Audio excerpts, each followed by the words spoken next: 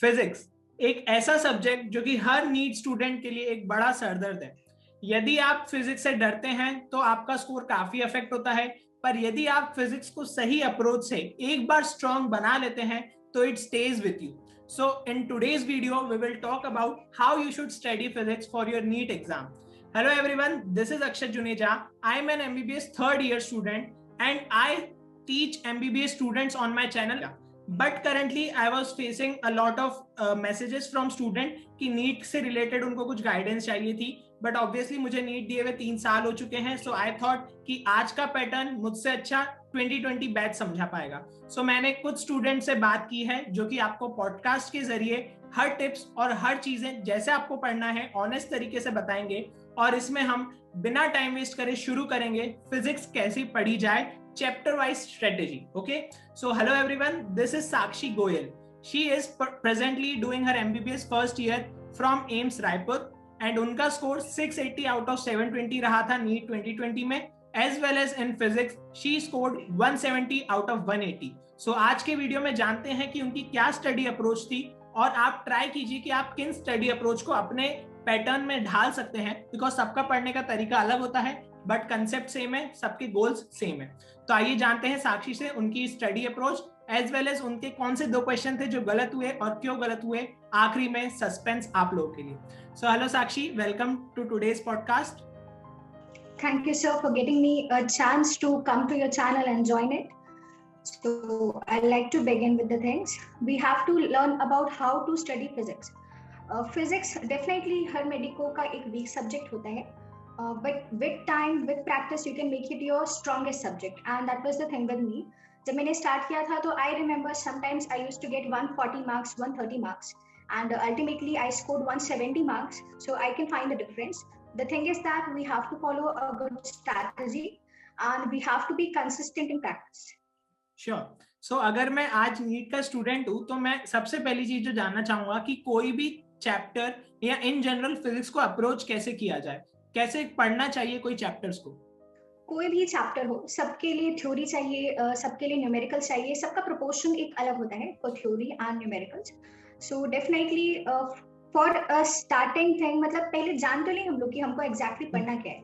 तो for that definitely you need to study the material which has been provided to you. Like coaching going students के लिए बहुत अच्छा रहता है, उन्हें बहुत ही अच्छा फिल्टर्ड मटेरियल मिल जाता है। Study material is really awesome for any coaching institute. Like मैंने I found material was really good, बहुत टू द पॉइंट मटेरियल होता है, you can go for it.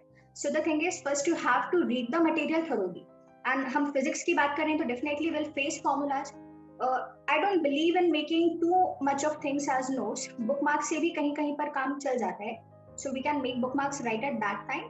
And once the topic has been finished in your class, you must solve questions that day itself. ये तो बिल्कुल consistent होना ही चाहिए किसी भी student के लिए. Okay.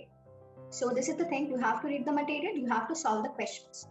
And with this बहुत हद तक आइडिया लग जाता है कि चैप्टर कैसा है।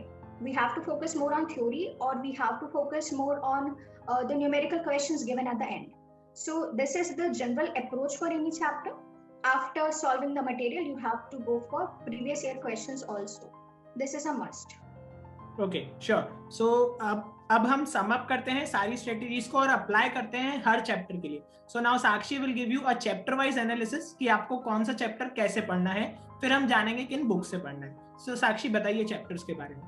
पहले मैं क्लास 11th के चैप्टर्स को डिस्कस करना चाहूंगी। क्लास 11th के चैप्टर्स लाइक इतने प्रैक्टिस करने के बाद में, इतने क्वेश्चंस करने के बाद में ये इतना मुझे समझ में आया है कि वहां पर we don't have to focus more on theoretical essentials but we have to work with numerical questions.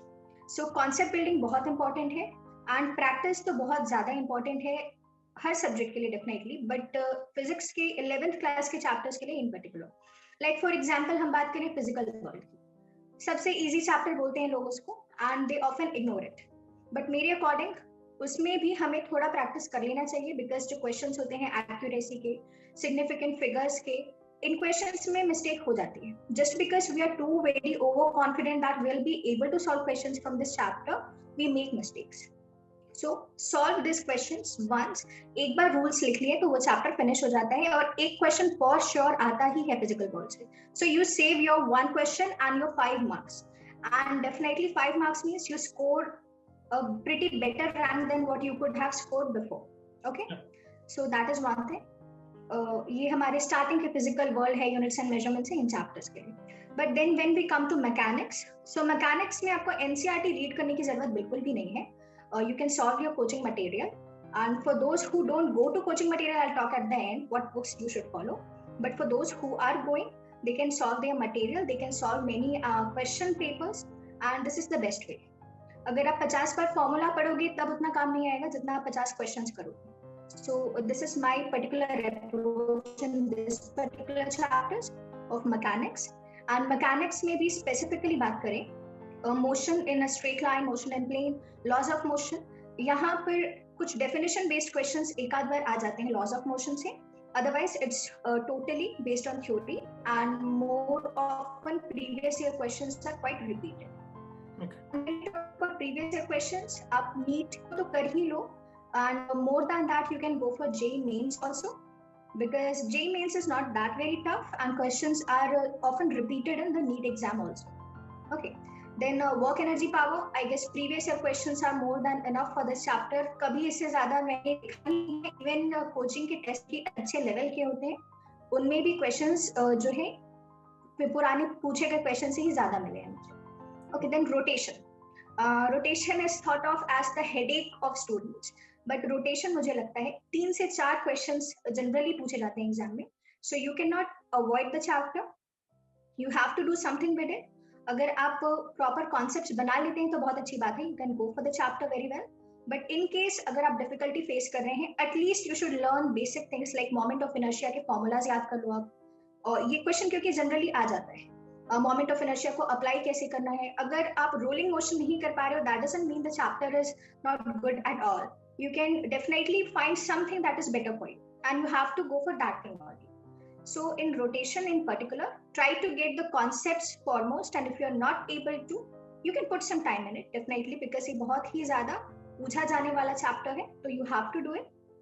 Other than this, again I'll say previous year questions are a must, because questions बहुत ज़्यादा नए नहीं आते हैं rotation के chapters में. Often concepts, उन्हीं concepts को repeat करके अलग-अलग questions के form में पूछा जाता है. And another thing is definitely you'll have to go for previous year questions. And one more thing that I like to tell is, NCERT में कुछ examples solve करके दिए रहते हैं, कुछ examples unsolved रहते हैं in the form of exercise. वो examples जो हैं आपकी NEET question के examples हैं, right? वो exactly उसी pattern में पूछ लिया जाता है. So you should solve all the solved examples, all the unsolved exercise questions, because this is kind of a hint for you कि आपके पास ऐसा equation आ जाएगा. Just tally what I say. आप खुद भी देख सकते हैं ये चीजें, जब आप पिछले पेपर्स उठाएं तो आपको बहुत सिमिलैरिटी मिलेंगी इन चीजों में. After that we come to other chapters of class 11 like gravitation and properties of matter. For these chapters I suggest you should go for the NCERT once or twice and mark the important points at least, क्योंकि यहाँ पर theoretical questions के chance होते हैं. And you should solve the study material also, because easy chapters है. In case नया question बन भी गया तो आप उसको easily cover up कर सकते हैं. And previous year questions again and again I'll be repeating this thing कि वो बहुत ज़्यादा repeat होते हैं. NEET is an exam जो कब से चलते आ रहा है, right? Entrance exam, but concepts limited हैं, questions भी limited हैं, so they will be repeating. So you have to solve the previous year questions definitely. So here we come to last few chapters of class 11, that is oscillations and waves. Oscillations as such उतना ज़्यादा theory नहीं पूछा जाता है इसमें, तो आप question solve करें. And I have seen that even new questions are formed sometimes from oscillations, and because इसका लिंक आपकी 12th के एक चैप्टर ऑल्टरनेटिंग करंट के साथ पे भी आ जाता है, तो इन चैप्टर्स से न्यू क्वेश्चंस आते हैं. इवन इस साल भी एक नया क्वेश्चन आया था, but the good thing is वो क्वेश्चन आकाश के स्टडी मटेरियल से आया था, एंड वो टेस्ट पेपर्स में भी बहुत बार रिपीट हुआ. So you will find them more often in the test papers. And waves में I suggest you should solve only the previous year questions. आप एक भी question अगर बाहर से नहीं करते हैं तब भी it's not gonna make an issue, because पूरी analysis के बाद में भी वहाँ पे आपको नए questions नहीं मिलेंगे. But for keeping you at a safe side, you should solve the material. you cannot take risk with everything, right? And you should also read the NCERT for waves also. Okay. So I think we are done with class 11 chapters. So जो मुझे समझ में आया है वो यही चीज है कि चाहे आप कोई भी चैप्टर पढ़ रहे हो, आपकी पहली प्रायोरिटी होना चाहिए कि उसे एक बार कंसेप्ट अच्छे से समझ लें, और जब आप कंसेप्ट समझ चुके हैं तो इररिस्पेक्टिव ऑफ एनी चैप्टर आपको क्वेश्चंस लगाने हैं, आपको कॉन्फिडेंस बिल्डअप करना है. जैसे कि साक्षी ने कहा, एक फॉर्मूला को 50 बार पढ़ने की बजाय 50 क्वेश्चंस करिए. स्टूडेंट्स के साथ यही गलती होती है, वो फिजिक्स को बायोलॉजी के जैसे पढ़ते हैं. जब तक आप फिजिक्स को बायो जैसे पढ़ोगे आप बिल्कुल एक्सेल नहीं कर पाओगे. क्वेश्चंस पे ध्यान दो, डाउट्स क्लियर करो, this is very important. So now we will see class 12 chapters.